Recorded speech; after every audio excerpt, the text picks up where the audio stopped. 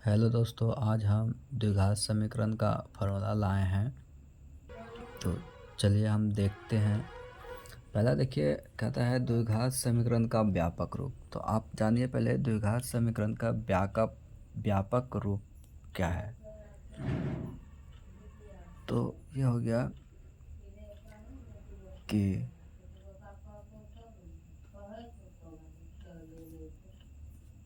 द्विघात समीकरण का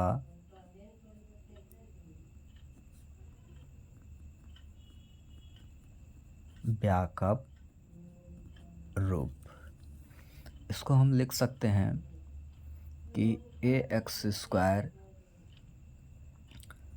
plus bx plus c equal to 0। और ये एग्ज़ाम में पूछा भी जाता है ओजेटी में 10th क्लास में कि द्विघात समीकरण का व्यापक रूप क्या है। तो क्या कह सकते हैं हम कि ax² bx plus c equal to 0। अब दूसरा देखते हैं कि विविक्तर या विवेचक। तो विविक्तर को ही क्या कहा जाता है, विवेचक कहा जाता है। तो विविक्तर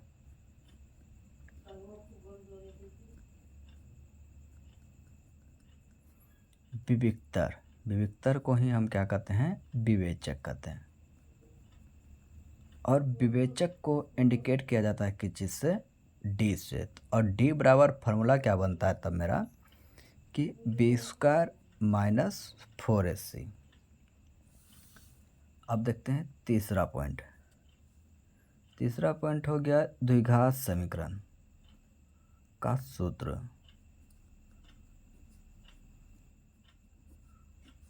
समीकरण का सूत्र, द्विघात समीकरण का सूत्र होता है -b plus minus root under b² minus 4ac by 2a।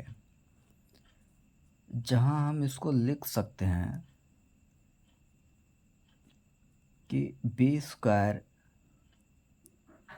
जहाँ लिख सकते हैं b² माइनस 4ac।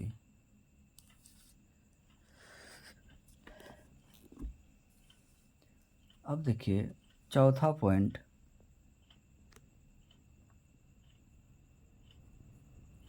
चौथा पॉइंट हो गया मेरा मूल। मूल को इंग्लिश में हम लोग क्या बोलते हैं, रूट। अब ये मेरा क्या बना कि द्विघात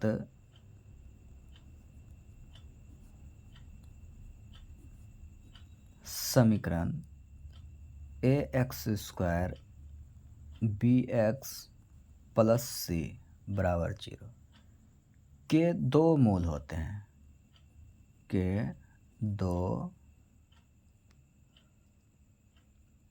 मूल होते हैं। तो द्विघात समीकरण के कितने मूल होते हैं, दो। तो नंबर 1 हो गया अल्फ़ा और नंबर दूसरा हो गया मेरा बीटा। अब देखिए पांचवा पॉइंट, मूलों का योग। मूलों का योग, ये हो गया मेरा अल्फ़ा प्लस बीटा। इसका फॉर्मूला क्या होता है, -b/a। अब छठा पॉइंट हो गया मूलों का गुणनफल। मूलों का गुणनफल, इसको हम क्या लिख सकते हैं कि अल्फ़ा इंटू बीटा बराबर होता है c/a।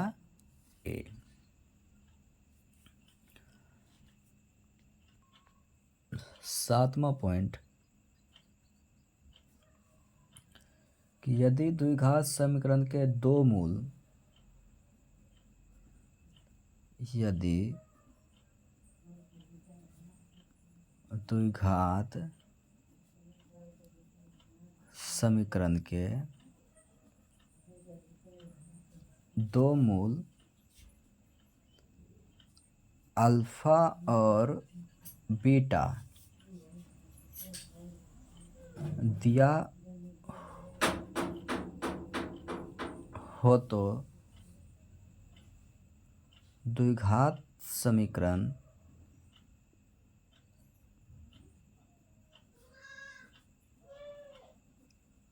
बराबर लिख सकते हैं हम इसको x square minus alpha plus beta into x plus alpha into beta. अब देखिए 8वां पॉइंट,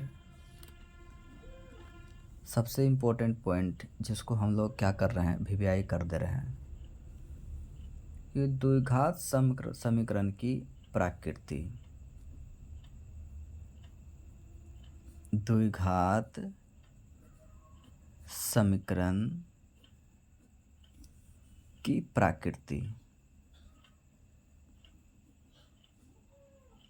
द्विघात समीकरण के प्रकृति देखिए होता है क्या, नंबर 1 में जानेंगे कि यदि d का मान 0 से क्या हो, बड़ा हो, तो मूल वास्तविक और असमान होता है। वास्तविक और असमान होगा।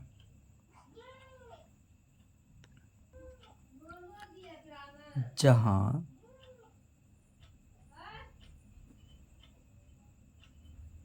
बी स्क्वायर माइनस 4ac से बड़ा 0। चलिए इस पर क्वेश्चन कुछ देखते हैं। चलिए इस पर क्वेश्चन देखते हैं कि x square minus 5x plus 6 equal to 0। अब इसमें देखिए हो गया क्या, ये a का मान, ये b का मान और ये हो गया मेरा c का मान। तो a b और ये हो गया c। तो मूल मतलब कि d। तो सबसे पहले देखिए d निकालने के लिए क्या करते हैं, हम फॉर्मूला लगाते हैं बी स्क्वायर माइनस 4ac। तो अब यहाँ पर है b का मान कितना हो गया, -5, तो पावर 2 था तो 2।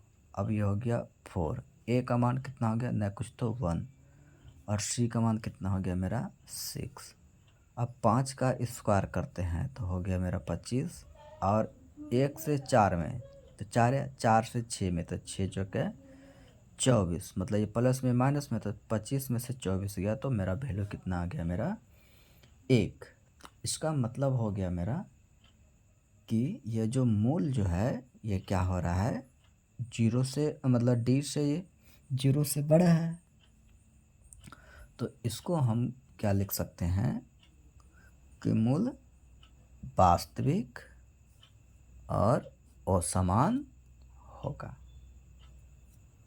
या तो इसको ऐसे भी लिख सकते हैं कि 0 से बड़ा d, तो इसको ब्रैकेट में लिख सकते हैं क्या, मूल वास्तविक और असमान होगा।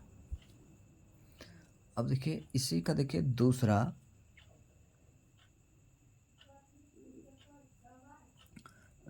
देखिए है क्या कि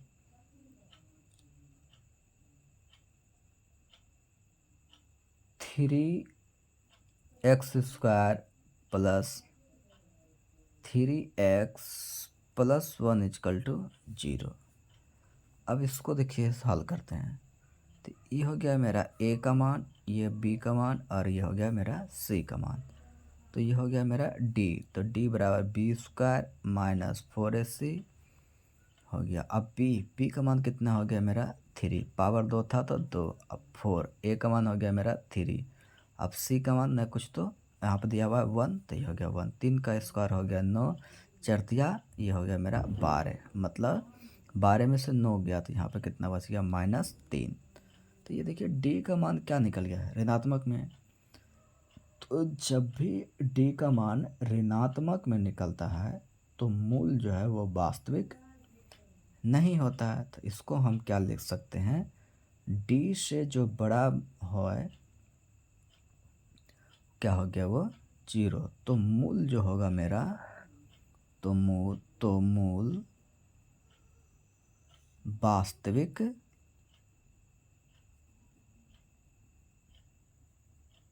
नहीं होगा। अब देखिए नंबर तीसरा, का कि 2x² minus 2√6 into x plus 3 equal to 0। अब ये a का वैल्यू, ये b का वैल्यू, ये c का वैल्यू। अब ये मेरा d हो गया b² माइनस 4ac।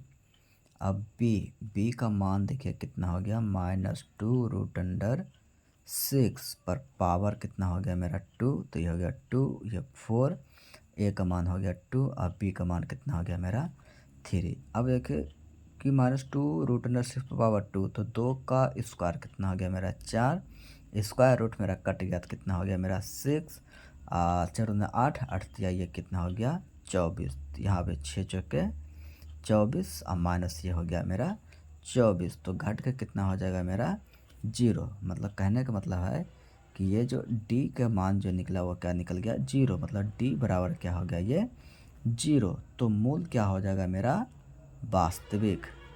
तो मूल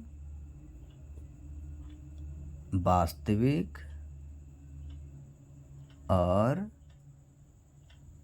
समान होगा। तो इसी से रिलेटिव जो है सारे क्वेश्चन जो है ऑब्जेक्टिव बनते हैं, यही तीनों से, कि मूल वास्तविक और समान कब होगा, मूल वास्तविक नहीं होगा, और मूल वास्तविक और समान कब होगा। तो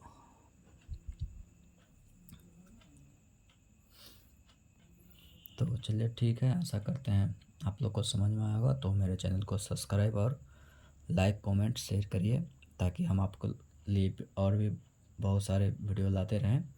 अब अगले चैप्टर का लाएंगे 5 का।